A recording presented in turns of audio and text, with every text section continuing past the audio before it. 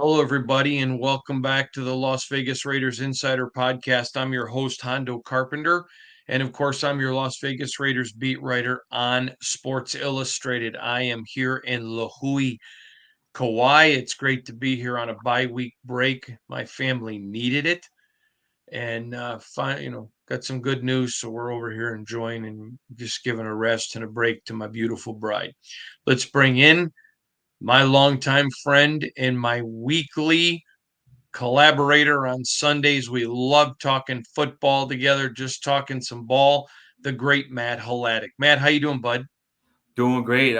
Usually it's game day when we're on, but obviously Raiders bye week, so I'm glad to see you're out there enjoying fun in the sun. I've been to Kauai. It's beautiful, beautiful place.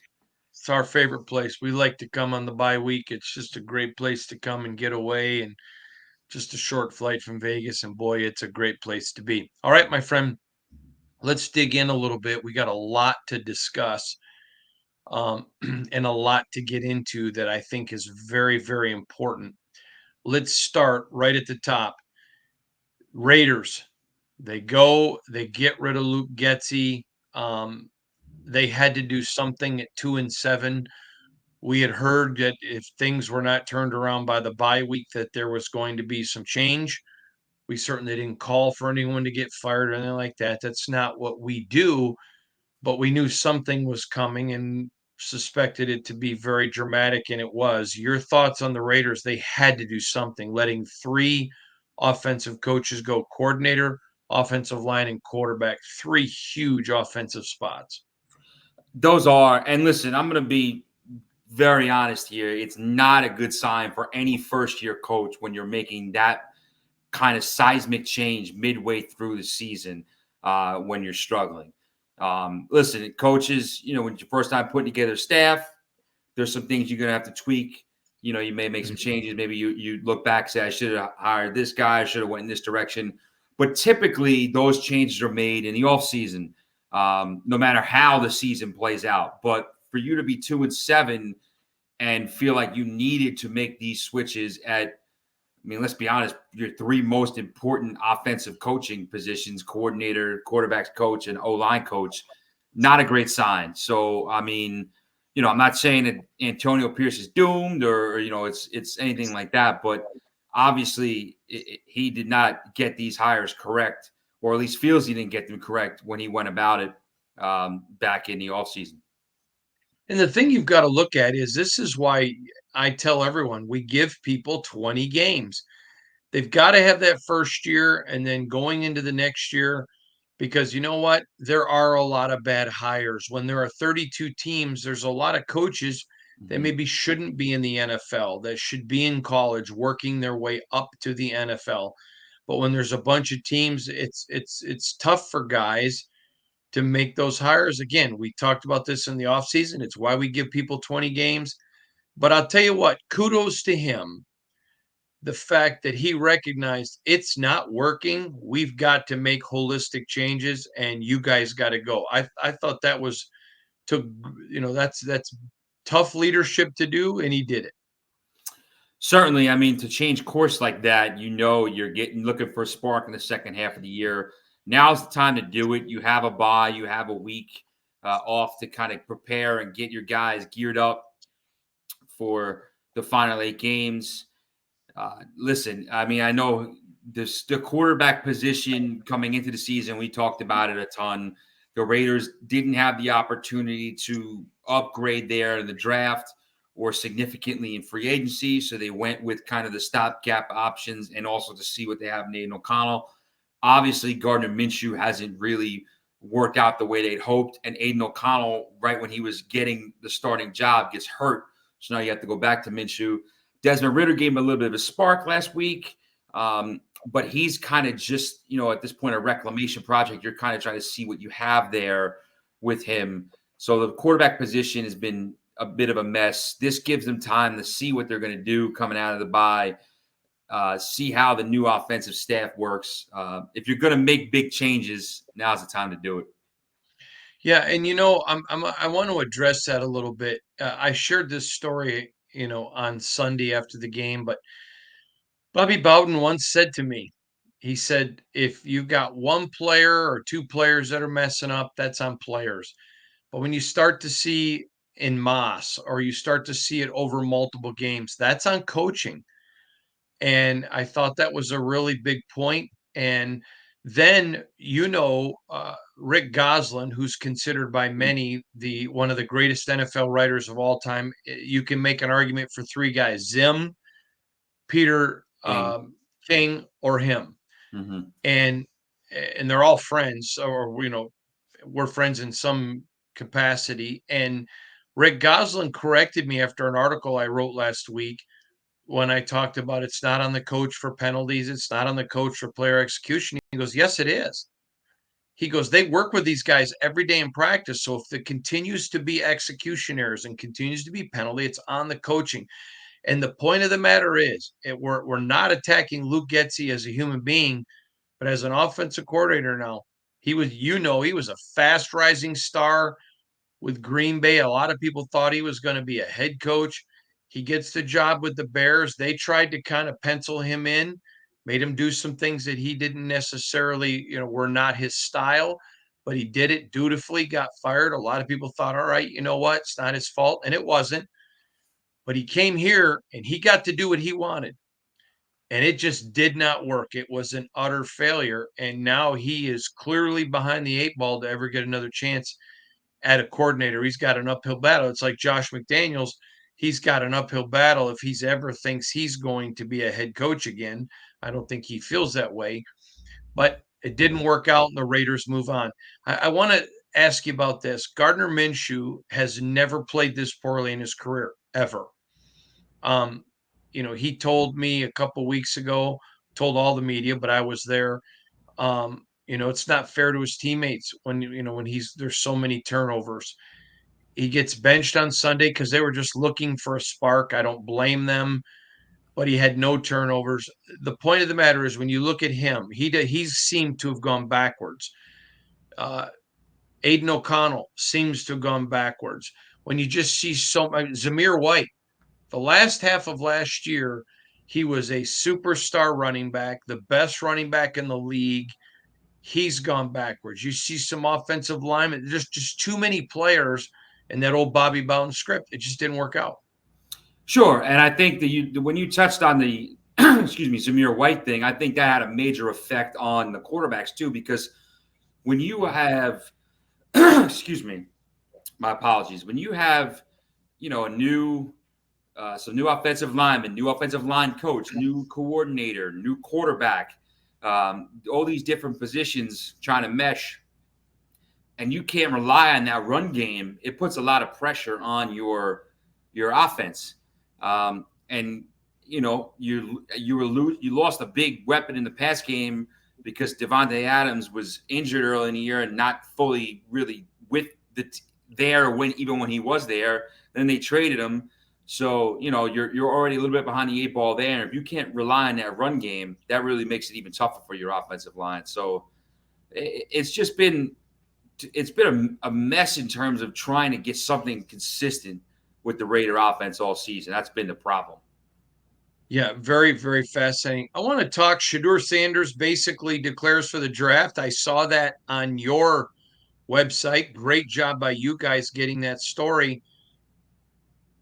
Listen, I think Shadur is extremely talented, and everyone knows I have immense respect for Dion. So this is not a statement against Dion.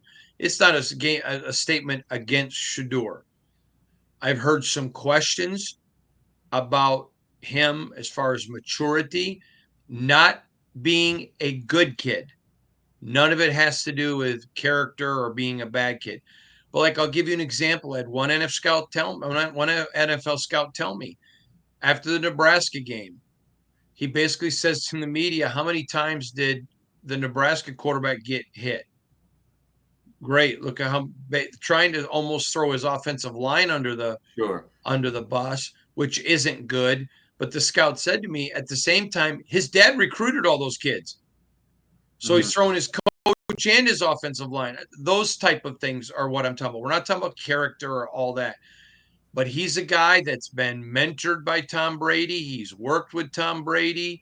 There's been pictures of him visiting with Mark Davis. How do you think he does in the upcoming draft? I am not dug in.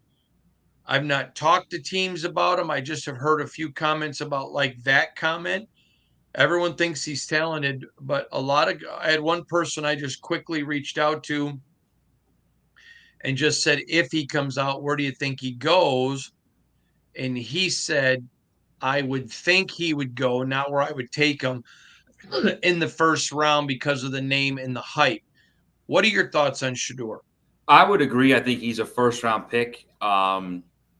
I don't listen. The story about these quarterbacks has yet to be fully written.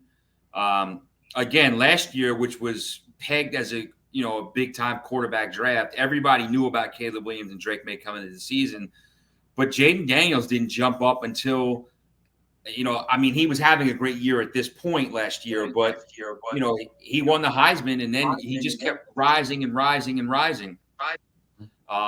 You know the names. You've heard the names. Shadur Sanders is one of them. Carson Beck, if he comes out from Georgia. Cam Ward of Miami is the guy who's really soaring stock-wise in the media, at least at this point. There's going to be some others too. Maybe Quinn Ewers if he comes out, Garrett Nussmeier, all those names. Shadur Sanders is going to Dart. be Don't forget Dart of Ole Jackson Miss. Dart, Ole Miss. He's Yes. the one guy. Last year, I heard several scouts say last year that they thought highly of him. Sure, if he's a guy that, again, this is somebody who we don't know how these coaches and these scouts and GMs are going to view these guys come April, because again, who thought that there was going to be 6 first round picks last year at quarterback, even in what was viewed as a quarterback heavy or quality class. But Shadur Sanders to me is a first round pick off of the pedigree, the name, and also some of the skill he has. I mean, he has legitimate talent, and it's not right now looking like a super heavy QB draft. So I think he's going to be a first rounder, but I do think those concerns are legit, at least from the outside, or from what you see written. And, there's all the talk about Deion's going to force his way somewhere. There's certain teams he doesn't want him to play for. How does that factor into it?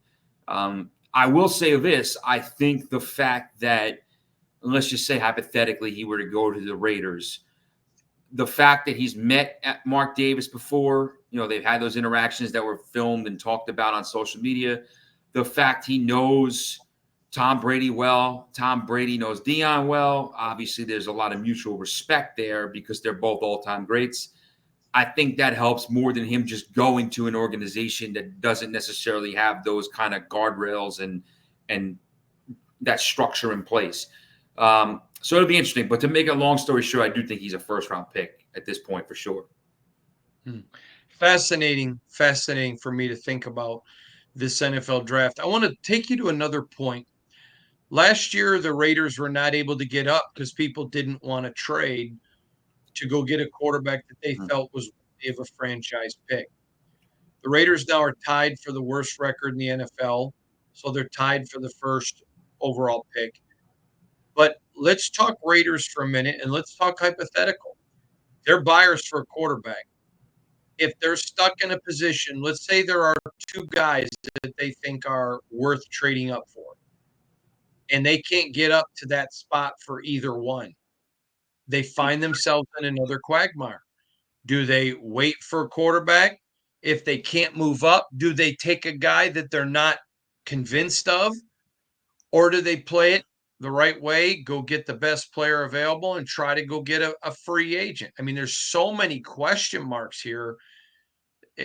That's why if you don't have number 1, it's a very big question mark. And if you're not sure that there is, if you think there's only one franchise guy, you got to get to one. And now all of a sudden you're firing coaches, you're trying to make your team better, you're trying to still compete to win. There's a big quagmire here for the organization, is there not?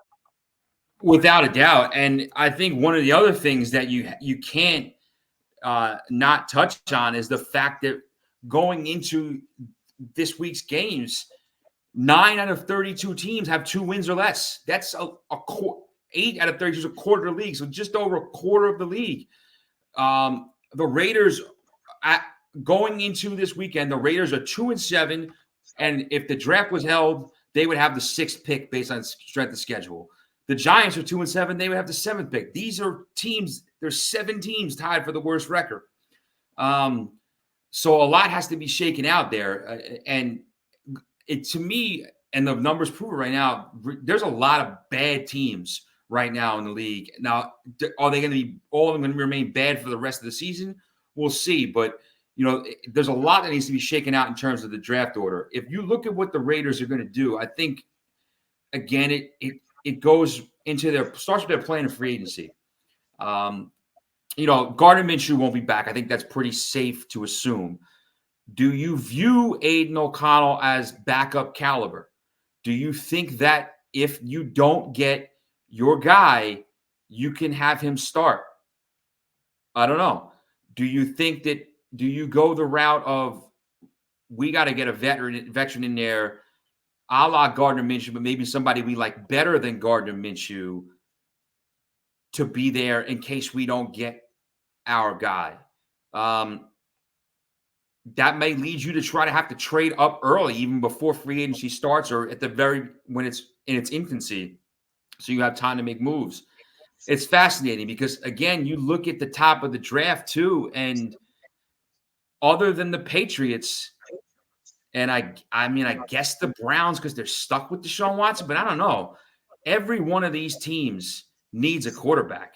Well, actually, I guess Jacksonville with Trevor Lawrence, but the Saints, they could potentially use a quarterback depending on what they do with David Carr. The Panthers probably could use a quarterback. The Raiders, Derek Carr. Derek Carr, yeah, excuse me. The Raiders, the Giants, the Titans, all these teams up near the top. The Panthers, they all could potentially use QBs. So how it shakes out is going to be really fascinating. I got the best question from a fan this week that I've ever gotten before. It said to me, basically, I'm not reading it, but I'm just quoting it. But basically, he asked me if the Raiders have the first overall pick on the line and they're playing the Saints just after Christmas and Derek Carr, would Mark Davis, so desperately wanting to beat Derek, go for the win and give up the number 1 pick just to beat Derek, or be hoping for a loss to keep the number 1? That's a good question. Now, I want to make it clear. There's no hatred from Mark Davis to Derek Carr. But still, that was a very big decision to move on from Derek. Derek still moves the needle in Las Vegas. I just think that's pretty funny, and I think a very interesting question, don't you? It is. And there's a few of these matchups late in the season against teams that are right now at the bottom of the barrel and could be competing for the number 1 pick or top 3, 5, whatever. It'll be interesting to see how they shake out because it's so interesting to me because I am not a believer in, and I said this before, I'm not a believer in wins at the end of a year, a lost season carrying over to the next year. Like a culture building thing. I just think there's so much changes over an off season. Every year is different. I've seen so many instances with both New York teams in the recent runs where they've been bad, where they've won some games late and people think, oh, it's, good for the culture, and then they're bad again the following year. So I don't agree with that they really mean that much. But with that being said, teams don't tank in the NFL the way they might tank in basketball because you can't not try in a game that physically you're putting your body on the line as much as the NFL. Also, there's 11 guys on the field at each time for each team at one time. Guys are for the listen. Some guys may check out, but you're going to get guys playing hard, especially if they're young guys playing at the end of the year.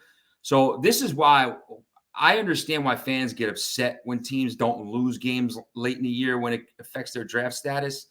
But I can't get mad at the players because they're trying to win. They're trying to to show out for themselves. Um, it, it's an interesting scenario. I don't think that if that's the case, and again, here's another thing.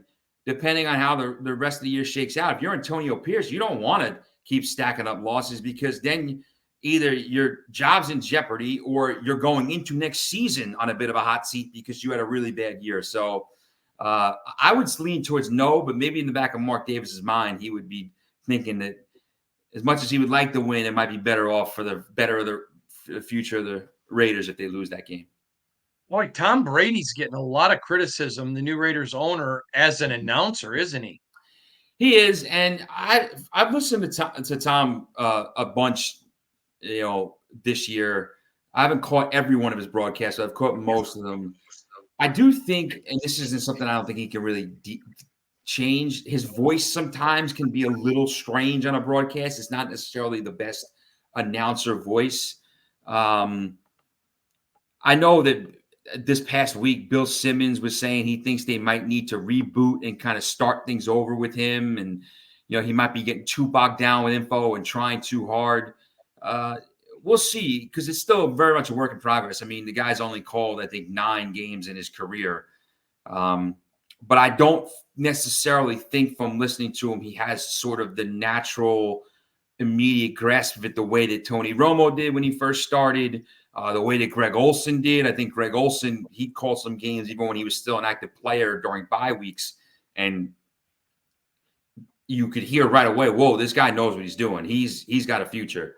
So I think Brady will work to get there. And I think it's still a work in progress. But to me, I think the most interesting thing the other day was him criticizing, I believe it was the officials or something with the Brian Branch hit. And it potentially violates the stipulations that are the league put in with him being an owner, where he can't be overly critical, he can't criticize things. So that's another thing. I mean, you usually don't see announcers rip players or coaches or refs too much, but they have to be critical. They have to be judgmental, and if he can't do that, that puts him behind the 8 ball a little bit. I was told by somebody, and they have not talked to Tom. It was just their opinion. But once the ownership deal came through, they did not expect him to be long for the TV booth.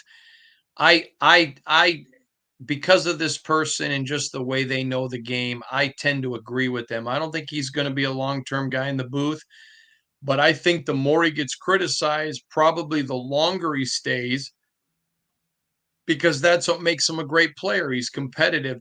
But man, in fairness, I've not heard him call one game because I'm at games. Right.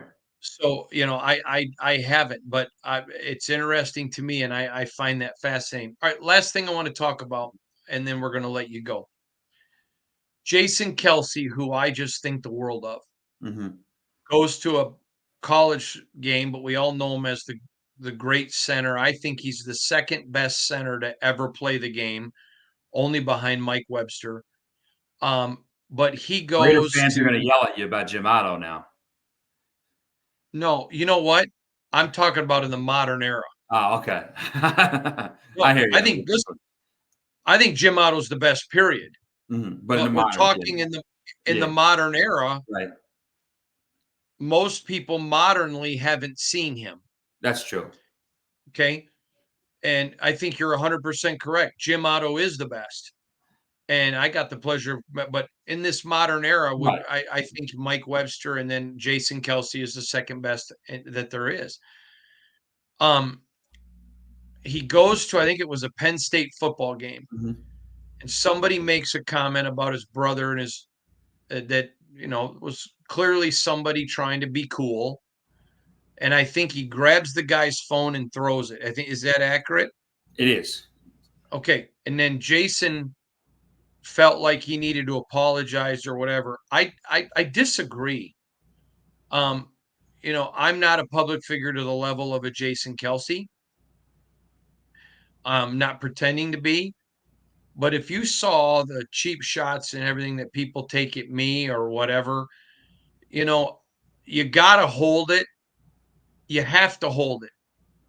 But the voluminous amount of it at times, there was an incident last year where I'm out trying to just visit with the fans, and this person was drunk and acting the fool. I'm not going to give them any credit with what they were saying, but just clearly over the line. And a fan stepped in between us and just said, "It's all right, Uncle Hondo. It's okay." And turned around and ripped into the guy. But I'm just trying to walk away from the situation. The guy won't walk away from. I get it. I understand it was property. He shouldn't have thrown it. I'm not saying what Jason did was right, but in this political correct culture where, oh my God, if you're a public figure, you better apologize for everything. No, I wouldn't have apologized. I probably would have bought the guy a new phone. If he pressed charges on me, then I wouldn't give him anything. I'd just be a jerk about it. But I didn't think there was anything necessary for an apology. Hey, I'm tired of Taylor Swift too. And it has nothing to do with because she's dating a chief. I'm just tired of the fact she's everywhere. You can't get away from it. Sports, news, whatever. It's all Taylor Swift. But I didn't think I don't think he should have done it. But I don't. I just why? Give me your thoughts. I know you're going to probably disagree with me on this one, but go ahead. No, honestly, to me, I understood why he apologized, and I get he probably didn't like the fact that that moment was caught on tape for him. Right. But my first thought process was, man, that kid's lucky he didn't get something else smashed. He's lucky he didn't get his face busted up because it wasn't even just like Jason Kelsey's walking by and the kid says this off-color remark, which included a homophobic slur towards Travis.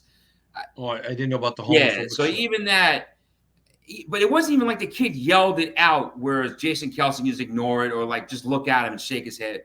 The kid was following Jason Kelsey around, and I'm assuming this is a college age kid student. It was the Penn State Ohio State game at Penn State. So you're talking about a guy who's little more than half his age, maybe half the size, if that, probably less than that, because Jason Kelsey's still a big dude. He just finished playing the NFL last year. And you're just being a jerk and trying to do it for clout. You're filming or your buddy's filming, whatever, and you're just trying to get a reaction. And listen, I don't blame him after a while. Now, he said, he goes, next time I got to do a better job of removing myself from the situation and just kind of not giving them the satisfaction. I can understand that. And I think that's obviously the safest thing to do. But in the moment that he was in last Saturday, I can't blame him for acting the way he did. He obviously, yeah, he has a lot more to lose than that college kid does, even though if the kid got identified, I'm sure he could face consequences too. But Jason Kelsey, he's human. And listen, he gets, crap from people on Twitter or wherever about him or about his brother and Taylor Swift, whatever. But to come up in somebody's face like that and to kind of just harass them in that manner.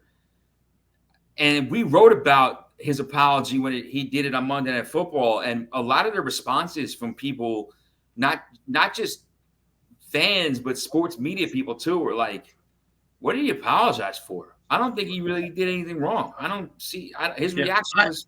And I couldn't disagree. I really can't. I can't disagree in that moment.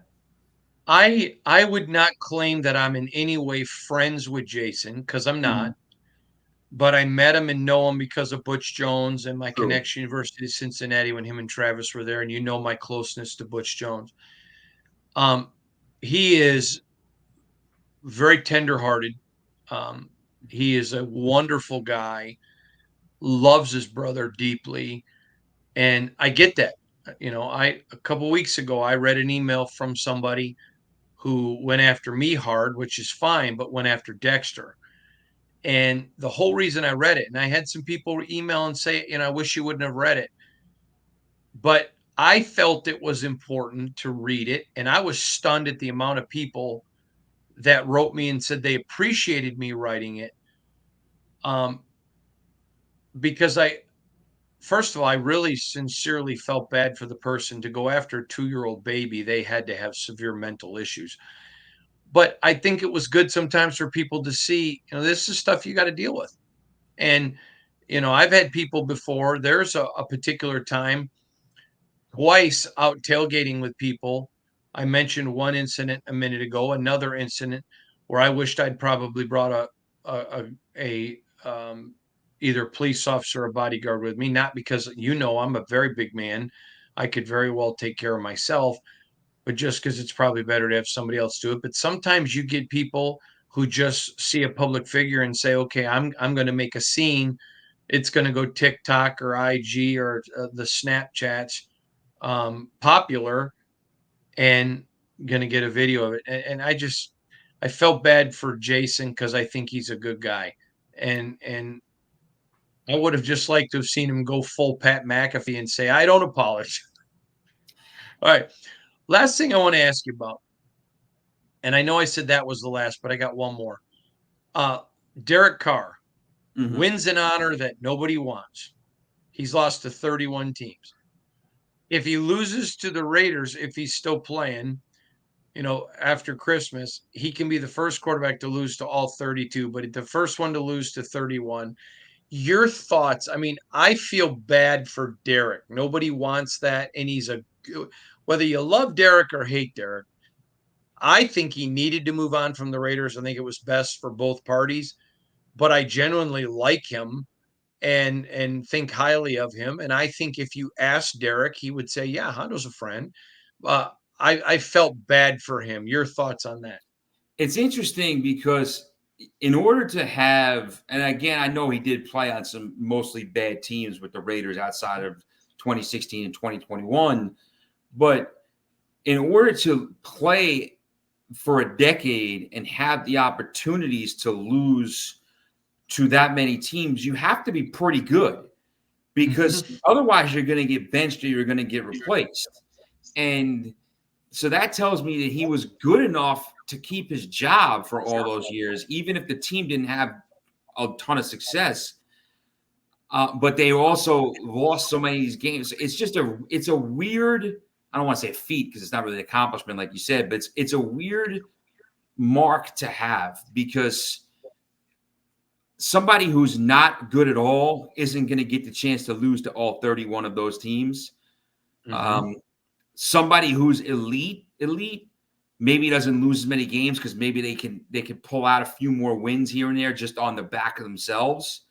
Mhm. And obviously, somebody who plays for an organization that was a better organization at the time doesn't lose as many games. But I think that it's strange because he's always to me been one of those guys who he's better than most QBs, but outside of that top tier. And I think that's why he finds himself on a list like this because he was that guy for so long on a team that didn't win a ton, so he had opportunities to lose to all these teams. So it's a really unfortunate situation. I don't know Derek Carr personally, but it's just a rough situation to be in.